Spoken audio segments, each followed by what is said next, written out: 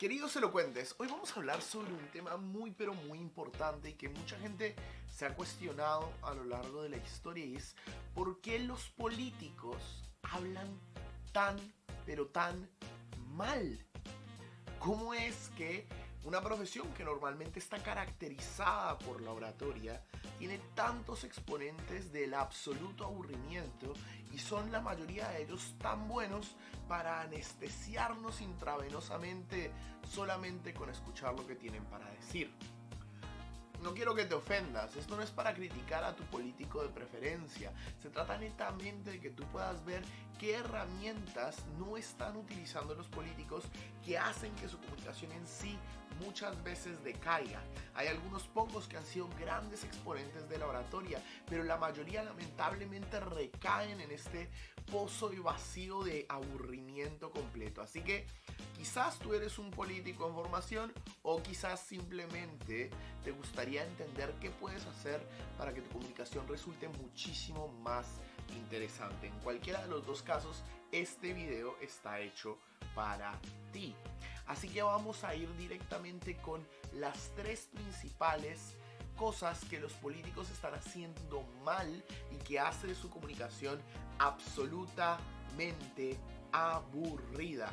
Pero antes de eso, si quieres saber más tips de oratoria, de habilidades blandas y de comunicación, quieres inspirar e impactar gente, no dudes en simplemente cliquear el botón de suscribirte ahora mismo, danos en el botón de like y por supuesto búscanos en nuestro sitio www.elocuentes.com, donde damos cursos de habilidades blandas para que la gente pierda sus nervios por completo e incluso sea capaz de impactar de manera muy pero muy positiva a la gente con sus palabras. Entonces, aquí están las tres principales razones por las cuales los políticos hablan mal.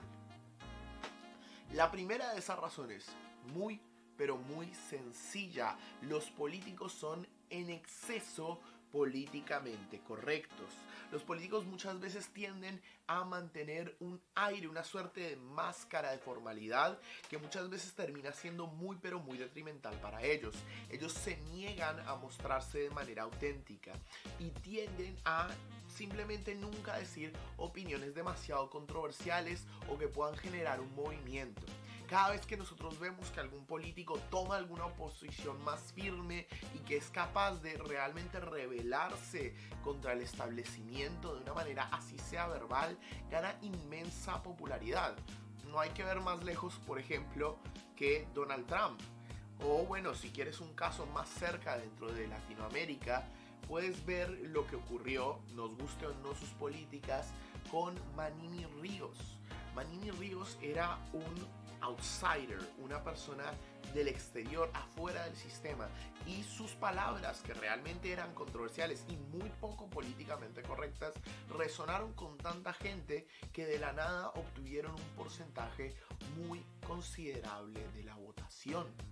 Pero también en otros lugares, como en Brasil, Jair Bolsonaro aplicó el mismo principio. Si tú eres demasiado políticamente correcto, vas a tender a resultar simplemente blando, simplemente demasiado vainilla, llamémoslo así. Y cuando eso ocurre, la gente no siente nada por ti. No siente ni odio ni amor, simplemente no siente nada. A veces es mejor ser capaces de ser polarizantes y que nos amen o nos odien intensamente, pero al menos hacemos sentir algo. La segunda razón por la cual los políticos hablan muy pero muy mal es que los políticos tienden a hablar desde lo inespecífico. ¿Qué quiere decir esto? Ellos por lo general dicen números extravagantemente grandes o hablan de cifras realmente simplemente incomprensibles. Nos hablan de millones y millones de dólares, nos hablan de inmensas cantidades de toneladas de litros de agua. ¿Y qué es lo que termina resultando? Que nadie se puede poner a visualizar esas situaciones. Nadie puede, por ejemplo, visualizar que nosotros gastamos 400,000 toneladas de agua por día, por ejemplo. Nadie puede visualizar eso. De esa manera, cuando eso ocurre, cuando se dan ese tipo de datos técnicos, la gente no siente nada y no genera nada. Así que entonces nosotros lo que tenemos que hacer es empezar a acoplar los datos numéricos siempre con imágenes. Por ejemplo, en vez de dar una cifra de que gastamos 400.000 litros de agua solamente en un día de bañarnos, podemos decir que nosotros podemos literalmente gastar cerca de 40 estadios centenarios uno arriba del otro cada vez que nosotros nos bañamos. Eso es un número mucho más visible y claramente te imaginaste los estadios centenarios uno arriba del otro. Entonces eso es lo que hace que la gente se mantenga interesada durante la conversación, incluso cuando esta está llena de datos técnicos y estadísticos. No caigas nunca más en eso. Rápidamente comparte tus datos técnicos junto con imágenes o ejemplos que brinden un apoyo a ello. Por ejemplo, cuando yo estaba en psicología hablábamos sobre lo que era un trastorno de personalidad. Y la mejor manera realmente de explicarlo, en vez de usar muchos términos técnicos, era decir que en cierta manera la personalidad durante mucha parte de nuestra vida era como un músculo. Si nosotros ejercitábamos ciertos rasgos o músculos particulares, ciertas formas de actuar, naturalmente esos músculos iban a crecer. Y cuando tuviéramos que hacer fuerza o tuviéramos que lograr algo, íbamos a tender a actuar con esos músculos. Es decir, si yo ejercitaba rápidamente lo que era mi rasgo histriónico, muy probablemente cuando yo tuviera que resolver alguna situación, utilizaría ese músculo que he hecho más grande, que es el rasgo histriónico. Los trastornos de personalidad vienen cuando los únicos músculos que usan son siempre los mismos y por tanto la persona no tiene opciones sino reaccionar de una manera particular. ¿Vieron cómo se entiende mucho más fácil lo que es un trastorno de personalidad de esta manera que describirla como un quantum de energía psíquica que está fijada a partir del psicodesarrollo del individuo? Por supuesto, se vuelve mucho más entendible y mucho más digerible, incluso para personas que ya son profesionales. Y ahora, la tercera manera en la que los políticos tienden a hablar muy pero muy mal es que los políticos no hablan de tú. Recuerden este principio muy importante, la oratoria es una oratoria del tú. A los políticos no les interesa realmente el hablar del tú y tienden a hablar, por ejemplo, de los uruguayos, de los colombianos, los argentinos. ¿Y qué ocurre cuando hacen eso? A nadie realmente le importa una población abstracta general. A nadie. Incluso si tú eres parte de esa población, cuando alguien te habla de los uruguayos debemos beneficiarnos de tal manera o vamos a dar un fondo del coronavirus para los uruguayos, a ti no te importa realmente por más de que estés incluido en los uruguayos, porque esa responsabilidad se diluye entre toda la gran cantidad de uruguayos más. Ahora imagínate si en vez de hablar de los uruguayos hablasen de tú. Por ejemplo, vamos a crear un fondo de coronavirus para ti, para todos los uruguayos, para que tú puedas el día de mañana pagar tus cuentas en casa, puedas mantenerte en esta crisis que tanto nos está afectando a todos y que por supuesto sabemos que te está afectando a ti. Vieron cómo de repente el mensaje es mucho más personal, mucho más claro y la gente inmediatamente lo va a entender más. Si bien dije 3 cosas en las que los políticos hacían mal a la hora de hablar, voy a adicionarte una cuarta extra solamente como un bonus. Los políticos tienden a hablar desde lo monótono.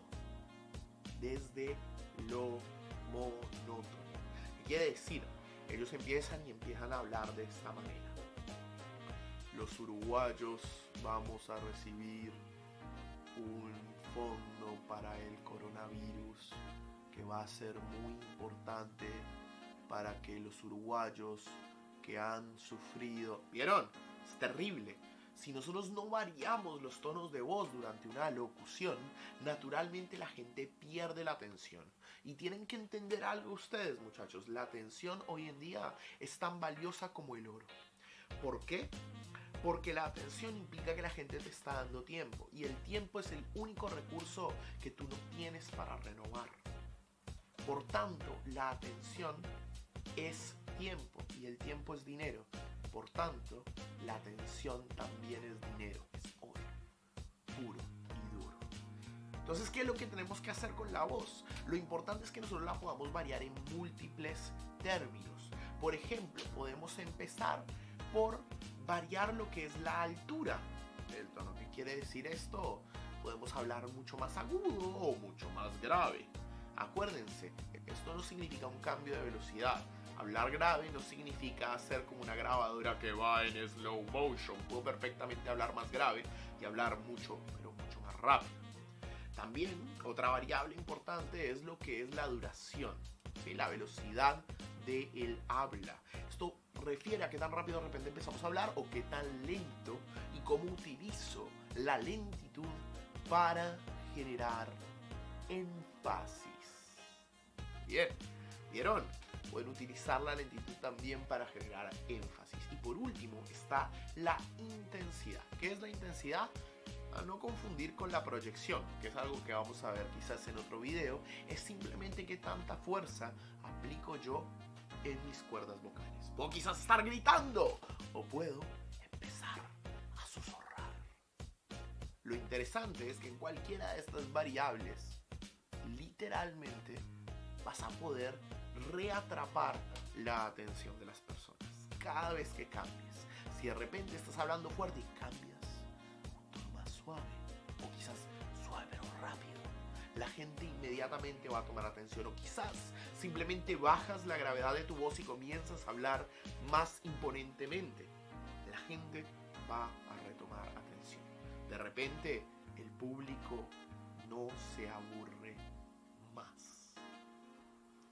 Si quieres saber más tips de oratoria como estos, de comunicación, si quieres realmente empezar a impactar gente con tus palabras, recuerda que puedes ya mismo suscribirte a este canal, buscarnos en www.elocuentes.com o también seguirnos en nuestras redes en Instagram, @elocuentesinternacional, donde literalmente brindamos contenido gratuito para ti todas las semanas relacionado a oratoria y comunicación. Recuerda, el poder de comunicar está en tus manos. Los políticos algún día aprenderán, si Dios quiere. Un fuerte abrazo para todos ustedes.